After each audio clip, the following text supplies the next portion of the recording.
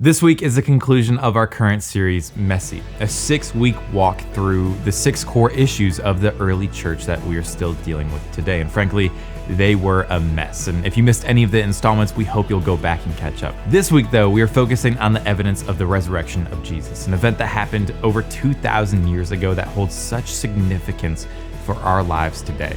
Finding the truth can be messy, but we are here for it every step of the way. Be sure to subscribe to this channel for more culturally relevant sermons as well as daily devotionals to help you grow in your faith. Enjoy the message. Well, welcome to Meck's online campus and happy Easter. Okay, let's take a quiz and let's see how you do. I'm going to give you a 1-sentence description of a movie and you see if you can guess what it is. And these are not obscure movies. These are mainstream popular movies. But I want you to think about what the answer is. Don't be obnoxious and shout it out if you're watching it with other people. Well, I guess you can if you want, but I'll let obnoxiousness be your personal choice. But let's just see if you think you know the answer. Are you ready? Here we go. Man gets steroids and a Frisbee to fight off Nazis. The answer is Captain America. Okay, get a feel of this? Orphan farm boy kisses sister while deadbeat dad tries to get him to join the family business. The Empire Strikes Back. How you doing so far? A group spends 9 hours returning some jewelry. The Lord of the Rings trilogy. Drug-addicted girl takes advantage of mentally challenged boy for 3 decades. Forrest Gump. Okay. A man ends world hunger with his rock collection. Think now. Avengers: Infinity War. Okay, this one should be easy. Man saves woman from drowning. Woman doesn't return the favor. The Heart Will Go On. The Titanic. Okay. Dude invites some kids to a factory. 4 of them possibly die. Then he tries to rip off the 5th one before letting him use the elevator. Willy Wonka and the Chocolate Factory. Okay, one more. An office worker does drugs to learn kung fu. You got to get that one. The Matrix. Okay, did you get more than half right? Did you get every single one of them right? And if you're thinking or saying to other people you got every one of them right, how long have you had this problem with lying? Okay, let me give you one more, and I'll make this description a little bit longer, not just a 1 sentence, that you don't have to guess too hard. He was born in a small, obscure village, child of a peasant woman. He didn't go to high school. He didn't go to college. He never visited a large city. In fact, he never traveled more than about 200 miles from the place where he was born. He never wrote a book. He never held an office. He was only 33 years old when the tide of public opinion turned against him, prompting even his closest friends to abandon him. He was then turned over to his enemies and was nailed to a wooden cross between 2 criminals. While he was dying, his executioners gambled for his clothing, which was the only property that he had on earth. After he died, he was laid in a borrowed grave through the pity of an acquaintance. Yet today, he is arguably the central figure of the entire human race. But this wasn't a movie, was it? But a name, Jesus. And yes, movies and series have been made about him, most famously of late, The Chosen. But his story wasn't dreamed up by a team of writers. We're talking about a real person. Jesus is one of the most documented figures in all of human history. You find him listed in the writings of Thales, who was a 1st century Greek writer, and Pliny the Younger, and Roman historians Tacitus and Suetonius, as well as the Jewish historian Flavius Josephus. Of course, the most detailed record is found in the Bible, which gives not 1, but 4 independent biographical eyewitness accounts named after the men who wrote them: Matthew, Mark, Luke, and John. We know he existed. Nobody denies that. We also know that his teaching was of such a compelling nature that to this day it's part of our cultural ethos. Whether it was memorable lines like "do unto others as you would have them do unto you," or timeless stories like the prodigal son, no one has been more spiritually or culturally influential or memorable. We also know that he claimed to be divine and that miracles were attributed to him. Now, whether or not you buy into the possibility of that or not, people said he did them. We know that after a public ministry, he was sentenced to death through a Jewish and then a Roman legal process. And we know something else, something that has us here today. We know that on the 3rd day after that execution, there was an empty tomb. A stone was rolled away. The body was gone. And then his followers went running around the landscape saying that he had risen from the dead and that they had, in fact, been eyewitnesses and had seen him and talked with him and actually touched him. Not just one of the disciples or just a handful, every single one of them. There are even records of hundreds of witnesses assembled seeing him at the same time. And then the Jesus movement just exploded. By AD 100, there were around 7,500 followers. By the mid-300s, there were over 30 million. Today, there are billions, and it is the world's largest religious faith. And there's one reason for that. One reason only. That empty tomb. If it had all ended on Friday with his death, we wouldn't be talking about him today. But it didn't end on Friday. It ended on Sunday with an empty tomb. But I think you know most of that. Most of us know the what about Easter. What we don't know is the so what about Easter. What difference does this story make? What does it mean for us here and now? Let me throw out two things to think about. If this is all true, it means two things. One, Jesus was who he said he was. And two, death does not have to be the final word. Let's talk about that just for fun for a minute. First, that Jesus was who he said he was. Over and over again, Jesus made it clear that he would be killed and on the third day rise again. That would be the ultimate validation of everything about who he was. And he invited anyone, everyone, to judge him by whether or not it happened. One of the leaders of the early church, Paul, later would write these words. He said, if there's no resurrection for Christ, everything we've told you is smoke and mirrors. And everything you've staked your life on is smoke and mirrors. Not only that, but we would be guilty of telling a string of barefaced lies about God. All these affidavits that we passed on to you, verifying that God raised up Christ, sheer fabrications, if there's no resurrection. But the truth is, Christ has been raised. But is that the truth? Did it happen? You know, you only have two real options when it comes to the empty tomb. Either the disciples stole the body and then spread the idea that he rose from the dead, or he really rose from the dead. Because every other option isn't really even remotely viable. I mean, let's just walk through them and think about it. The Jewish or Roman authorities didn't steal the body. They were the ones who put guards at the tomb to make sure the body wasn't stolen. Their biggest fear was somebody stealing the body. They understood Christianity to be an incredible threat against both Jewish authority and Roman rule. The last thing they would do is steal the bodies to make it look like he rose from the dead, which would make him and the Christian movement more believable than ever. These guys wish they did have the body. They would have paraded it through the streets of Jerusalem and said, see, just a man. Here's his beat up, crucified corpse to prove it. This is also why nobody has ever seriously entertained the idea that the resurrection can be written off as some kind of mass hallucination due to people's grief or emotional stress, or that perhaps they mistook someone else, someone who was very much alive, for the very dead Jesus. Not only would a hallucination or a missighting have to account for every single eyewitness account, but the simple production of a dead body by the Romans would have brought everyone back to reality, and believe me, they would have gladly produced it. This is also why nobody thinks that on the very first Easter morning, the disciples just went to the wrong tomb, found it empty, and then thought that Jesus was alive. The problem with that view is, again, that all the Romans had to do is point out the right tomb where the guards were posted, and the party would have ended. And no one today suggests that the reason people saw Jesus after the crucifixion is because he never even really died on the cross. That on the third day, he just woke up, felt better, and that was that. Remember, he received 39 lashes. And let me tell you what is meant by that. There would be weighted pellets at the end of each lash of the whip that were then embedded with bone and metal to add weight, and then razor-sharp hooks. It was designed so that when it hit your back, it dug in, and then when pulled back, it would rip off whatever flesh was on that hook. Literally tore the human body apart, often leaving bones and intestines showing. After receiving 39 of those lashes, 40, by the way, by Roman law, was considered the death penalty. He was then pierced in the head with multiple wooden stakes. we say crown of thorns, almost in a romantic way, but what would have been used would have been a date palm.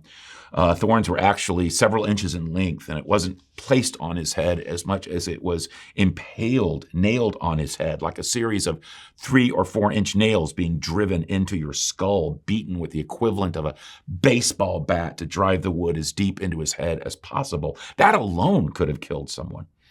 And then he was made to drag his heavy wooden cross to where he was crucified, where he collapsed until he could not carry it any further. And then he was nailed to its arms. And then he hung there until he essentially suffocated to death. Because you see, the way you kept alive, if you were still alive at this point, is you had to push yourself up against the spike in your heels to breathe. You would eventually tire, and then you would choke to death. And then, just to make sure he was dead, he was pierced in the side with a lance and pronounced dead by Roman medical experts. Could anyone seriously believe that after he was laid in a damp tomb, in burial clothes and 75 pounds of burial spices, going from Friday to Sunday without food, water, or medical attention of any kind, that he suddenly popped up, single-handedly rolled back a stone weighing thousands of pounds, and then also single-handedly overpowered a crack team of Rome's heavily armed, heavily armored elite fighting troops, and then started walking around, looking, acting, appearing as if physically nothing had happened, few holes here and there, but none the worse for wear. The resurrection is easier to believe than that. But even more telling is that medical experts have pored over the biblical record of Jesus' death. There was even an article in the Journal of the American Medical Association, which is one of the gold standards of medical research, and it was titled "On the Physical Death of Jesus Christ." Among the article's points is that the Bible records with great detail that when the spear pierced Jesus' side, water and blood spilled out. Though the eyewitnesses who recorded that didn't know it at the time, we now know that's a medically significant detail. It was a sign that the spear pierced the pericardium, which is the sac that surrounds the heart as well as the heart itself. And it's the description of the post-mortem separation of the blood into clot and serum, indicating Jesus was truly dead. So if we know that the Jewish and Roman authorities didn't steal the body, there wasn't any kind of mass hallucination or a case of mistaken identity, and they didn't just go to the wrong tomb, and Jesus didn't just pass out on the cross and get feeling better in a day or two, then let's look at the one seemingly viable option to the resurrection, that the disciples stole the body. In fact, when there was an empty tomb, that was the story the Jewish and Roman authorities tried to spread while they were in panic mode. The reason was that Jesus had said he would rise from the dead on the third day. That's why they posted the guard. So on the third day, they stole the body so that it would look like it really happened. The problem with that idea and that rumor that they tried to spread is that the tomb was protected by a full guard of Roman soldiers. A Roman guard contained up to 16 highly trained, heavily armed, professional fighting men. You couldn't have just snuck by them during the night, because that would have taken all 16 guards to be asleep at the same time, even the ones posted to keep watch at night. The Roman penalty for sleeping on guard duty was execution. Staying awake on duty was one of the highest values the Roman army had. So this would call for the most sacred vow, highest value of the Roman military, to be just uniformly discarded. But even more important, rolling away a 2-ton stone makes some noise. Lots of noise. The kind of noise that wakes up sleeping Roman guards, as in all 16 of them.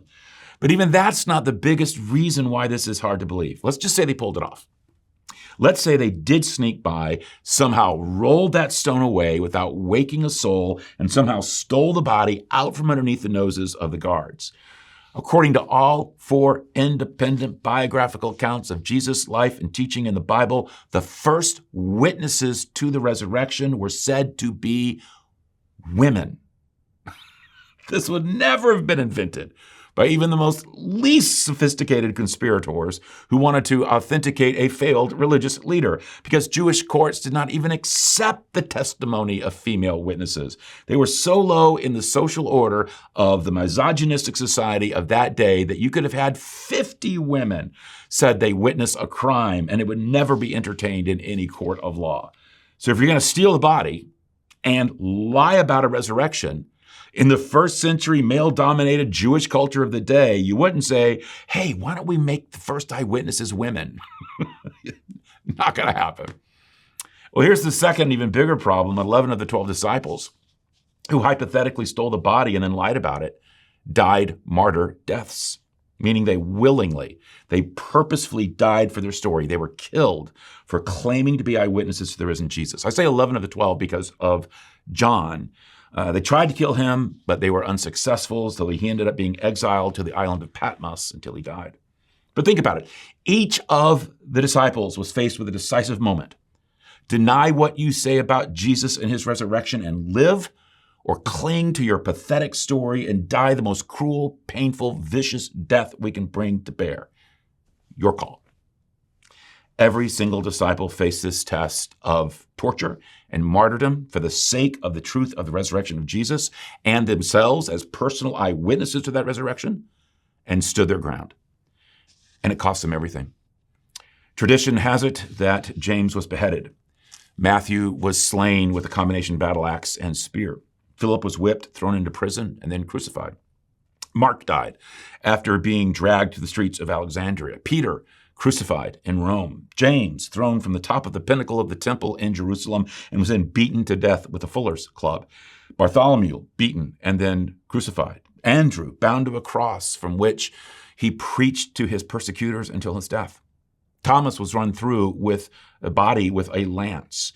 Jude was shot with arrows and then crucified. And Matthias, who replaced Judas Iscariot, was stoned and then beheaded. Again, think about that. People will die for what they believe to be true, what they think is true, even if it's false. We see that all the time. But people don't have a tendency to die for what they know is a lie. And don't forget, these were men who had been so scared, so timid, so fragile in their faith that they denied even knowing Jesus after his arrest, went into hiding following his execution. Yet after their claim of witnessing the resurrection, each went willingly to a martyr's death that could have been avoided if only they had just said, you're right. I'm wrong. This has gotten way out of hand. It never happened. We never saw anything. Truth is, we stole the body. We'll take you to it right now. They didn't. None of them did. They each went to their death saying, Jesus has risen. I am a witness. Kill me if you must. But it happened. So did the disciples steal the body? The evidence would make that very hard to believe, which leaves us with one last option. Jesus rose from the dead. That's why we're still talking about him to this day. He did what he said he would do because he was who he said that he was. So that's first. But there's a second so what when it comes to Easter. Not only does it demonstrate that Jesus was who he said he was, but that death does not have to be the last word. Do you know who the first witness of the resurrection was? I mentioned it was women, but there was one woman in particular, Mary Magdalene. The Bible tells us that she had been a severely sick woman possessed by up to 7 demons. And while she may have actually been demon-possessed, that was also a euphemism in that day for someone having the most severe of illnesses. When Jesus encountered her, he healed her, gave her a new beginning. She was so grateful for what Jesus did for her that she devoted her life to his cause, to his ministry, to his mission. She grew very close to his mother and the rest of this family, as well as with the other disciples. She's mentioned 14 times in the Bible in various groups and settings, making her one of the most prominently featured women in the entire New Testament. And one of those scenes was immediately after the resurrection, when she went to check on the tomb and anoint the body of Jesus with spices, which is also common for the Jews of that day as an act of devotion. They didn't embalm the dead, but as a show of reverence, they would anoint the body with spices. When she got there, she found the stone rolled away, the body gone. Let me read what happened next. Mary was standing outside the tomb crying, and as she wept, she stooped and looked in. She saw 2 white-robed angels, one sitting at the head and the other at the foot of the place where the body of Jesus had been lying. "Dear woman, why are you crying?" the angels asked her. "Because they have taken away my Lord," she replied, "and I don't know where they've put him." Okay, pause there for a minute. Mary had been grieving over the death of Jesus, and rightfully so. She had seen it all. She was one of the few who actually witnessed the crucifixion itself. When all the other disciples except John fled in fear, Mary Magdalene stayed by the cross along with John and Mary, the mother of Jesus. And then she went to the body, to see the body at the tomb for burial, and then grieving over this man who had become everything to her, who had been arrested and tortured and crucified. When she went out again to his tomb on that first Easter morning to anoint his body with spices, she found that even his body was gone. And she probably thought it was grave robbers or someone had come to desecrate his body, adding even more pain to her loss. There was only one thing that could have spoken to her grief: for Jesus to have been risen. And that is exactly what she saw and who came to her. Let me keep reading. She turned to leave and saw someone standing there. It was Jesus, but she didn't recognize him. "Dear woman, why are you crying?" Jesus asked her. "Who are you looking for?" She thought he was the gardener. "Sir," she said, "if you have taken him away, tell me where you have put him, and I will go and get him." "Mary," Jesus said. And she turned to him and cried out, "Rabboni," which is Hebrew for teacher. When you read this exchange in the original Greek manuscripts, you find that when he called her by name, he said it in her native language, which was Aramaic, which means instead of Mary, he actually called her Maryam. Saying her name that way was like the way a father would have said it to like a little girl, a little daughter. In other words, he came to her tenderly and with compassion, wanting to comfort her grief with the reality of his resurrection. That death wasn't the final word for his life, and because of that, would never have to be the final word for anyone else's life ever again. I don't know who you may have lost in your life who is dear to you. I don't know how many funerals you have been to, ending with a casket lowered into a grave or ashes scattered to the wind. But there's nothing like the searing emotion of grief. We read that Mary had been crying, and that's actually putting it mildly. Again, in the original Greek, the word used for her crying was wailing. Just think of loud, doubled over heaving. She was just beside herself. And who could blame her? I mean, who could blame anyone who lost someone they love? What else is there to do if death really is the end and that separation is permanent and the loss of that life and that loved one is truly for forever?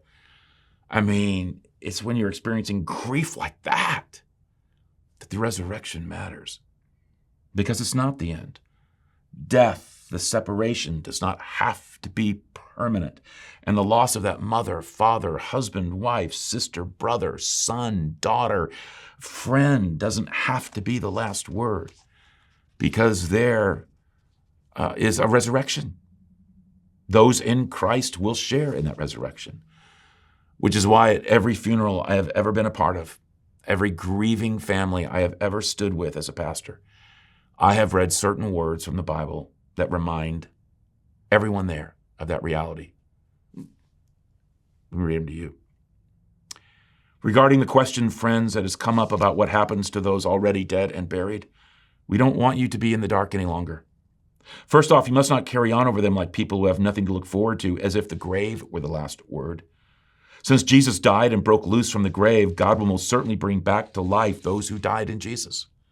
And then this, we can tell you with complete confidence, we have the Master's word on it, that when the Master comes again to get us, those of us who are still alive will not get a jump on the dead and leave them behind. In actual fact, they'll be ahead of us. The Master himself will give the command.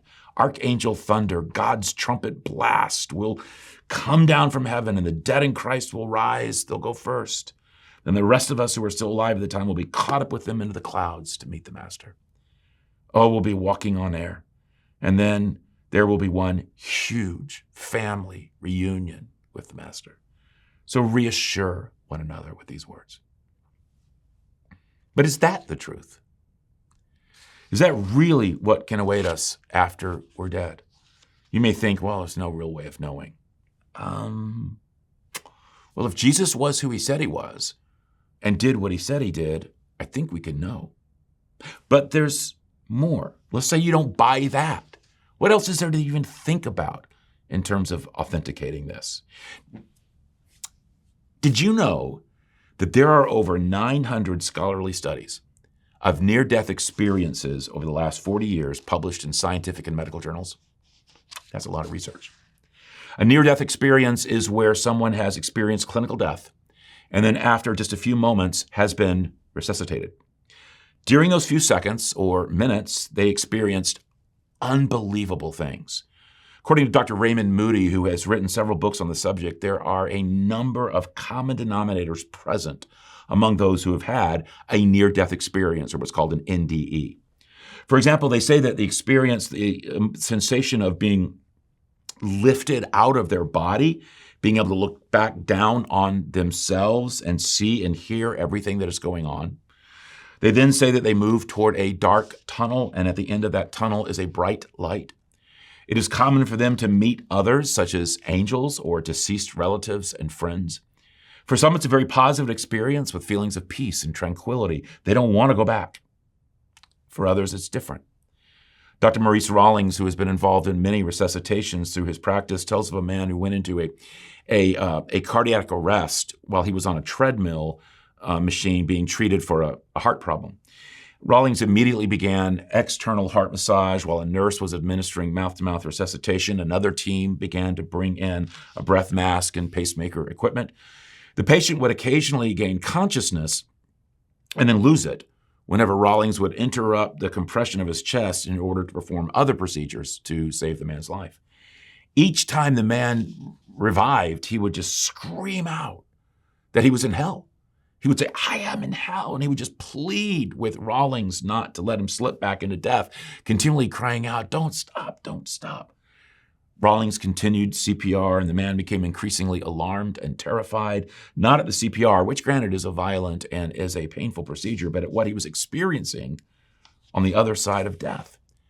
When conscious, he would say, "Don't you understand? I'm in hell. I'm in hell. Each time you quit, I go back to hell. Don't let me go back to hell."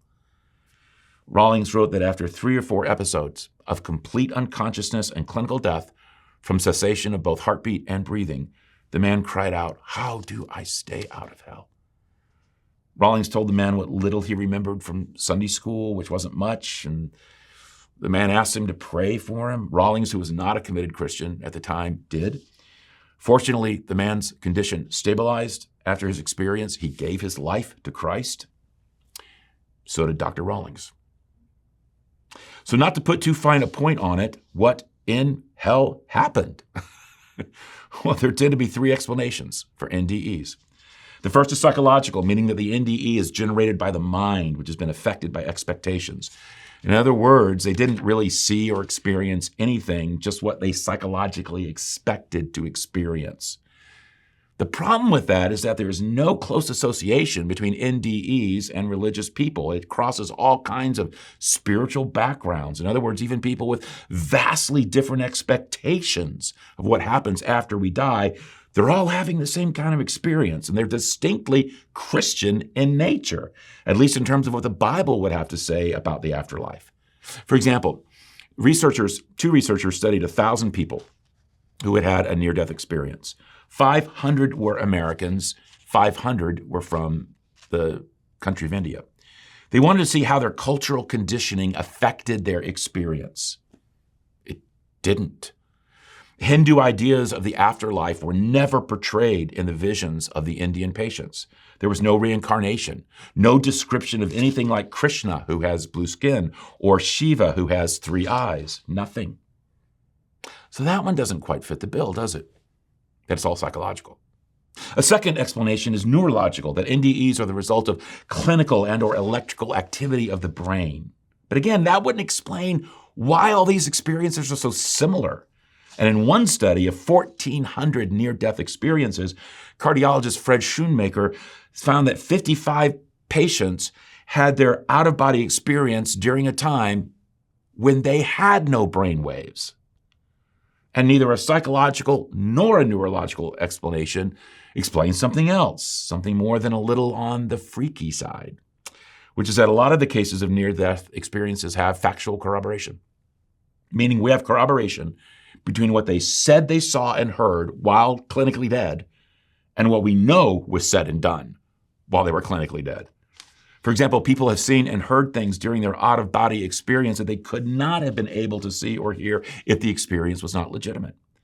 In his book, Seeing the Supernatural, journalist Lee Strobel cites a 1984 case of a woman named Maria who died and was resuscitated in a hospital bed at Harborview Medical Center in Seattle. who said that during her NDE, as she left her body and left the room, she saw a tennis shoe on the hospital's third-story window ledge. And she described it with unmistakable specificity. She said that it was a man's shoe, left-footed, dark blue, with a wear mark over the little toe and a shoelace tucked under the heel. Kimberly Sharp, who was a social worker who was in the room at the time, decided she was going to check that out because it kind of was messing with her. And sure enough, she found the shoe exactly as Maria had described it.